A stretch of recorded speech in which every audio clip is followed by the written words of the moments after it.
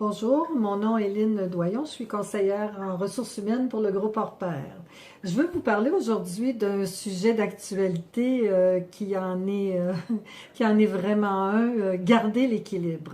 On sait qu'on balance beaucoup entre le stress et les émotions, alors il faut vraiment garder le cap, c'est important, surtout dans la période de tiraillement, je vous dirais, qu'on vit présentement.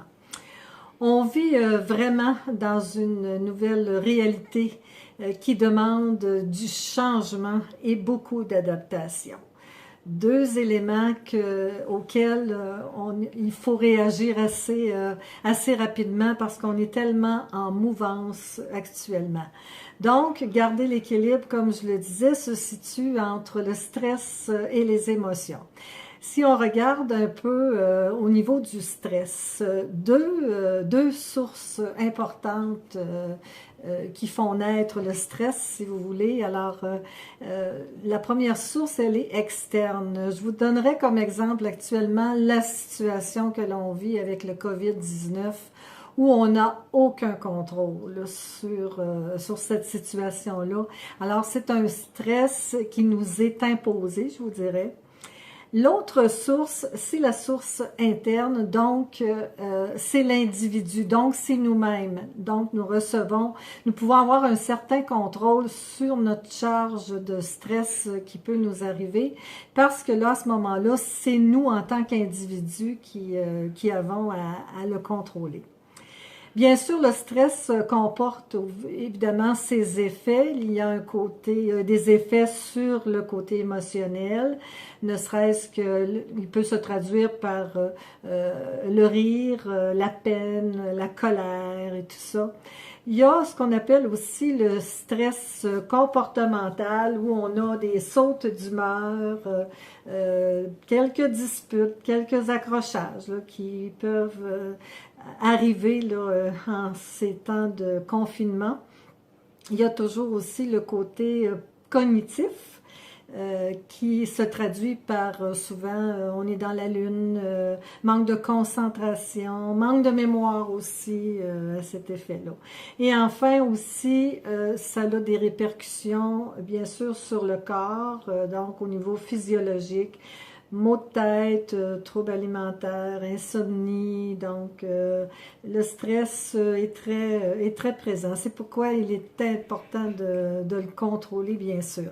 Donc, si j'avais une définition du stress à vous donner, ce serait, évidemment, c'est un ensemble de réactions de ce qu'on vient de parler tout à l'heure, le physiologique et psychologique, de, pour lequel l'individu est en cause et surtout lorsqu'il survient un changement de situation et tout ça, devant la nouveauté, je vous dirais.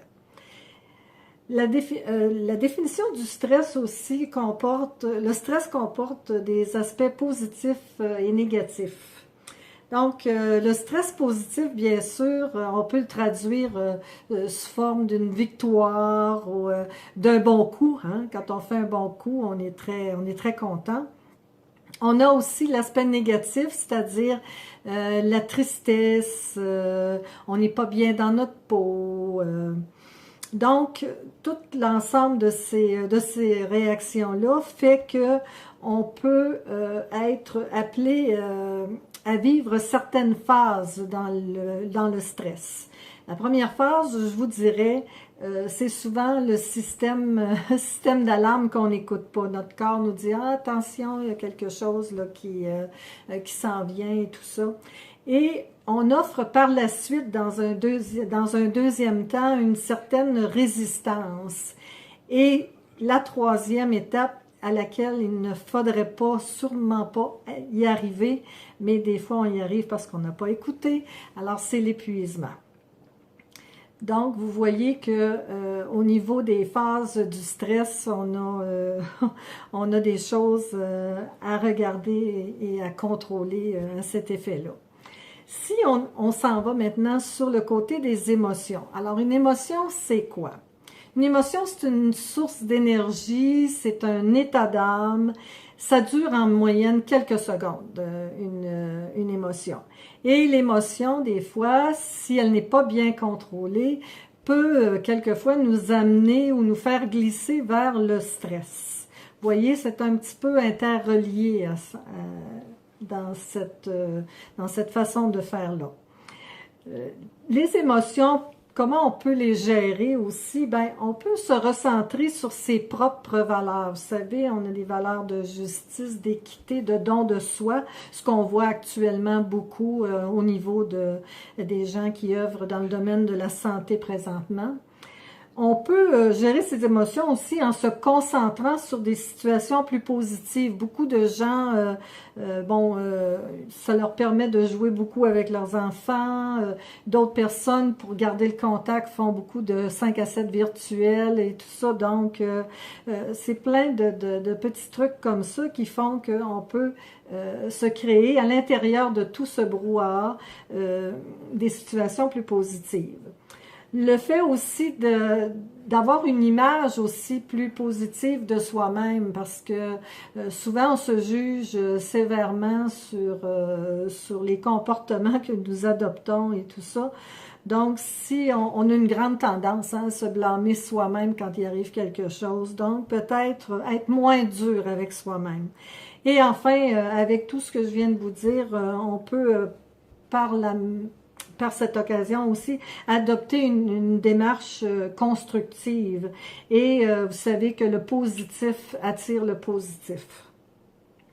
Si on va maintenant dans le fait qu'on mentionnait plus tôt, je garde mon équilibre, mais là, quels sont les signes avant-coureurs quand je perds mon équilibre?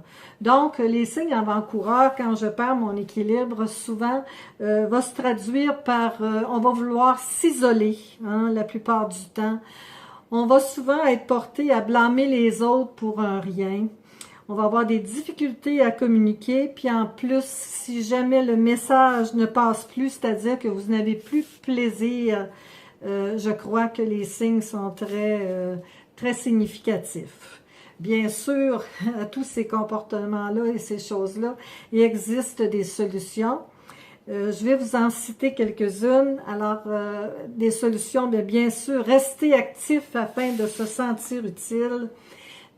Développer son réseau de contacts virtuels, si vous voulez, puis maintenir aussi ces contacts qu'on a, justement par l'utilisation des médias sociaux. C'est très important parce que on aime beaucoup être en contact avec les gens et là, en ce moment, on ne peut pas le faire, fait que il faut vraiment trouver d'autres alternatives. Bien sûr, accepter la réalité qui se traduit actuellement par un constat, c'est-à-dire le changement. Donc, avoir de la souplesse par rapport à ça et accepter aussi d'embarquer aussi dans le changement. On peut se fixer aussi des objectifs très réalistes. Si on se fait une petite liste en se levant le matin, puis on dit, bon, je vais faire ça, ça, ça. Donc, quand on se donne des objectifs, on se sent plus utile. On sait qu'est-ce qu'on a à faire.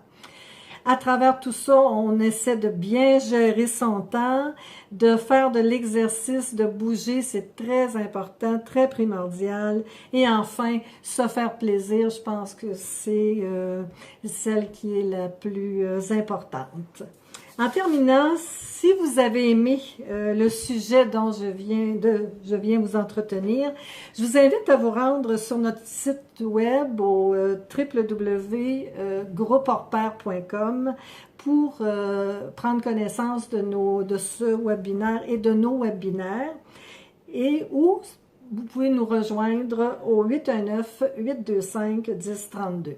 Merci, ensemble on va y arriver.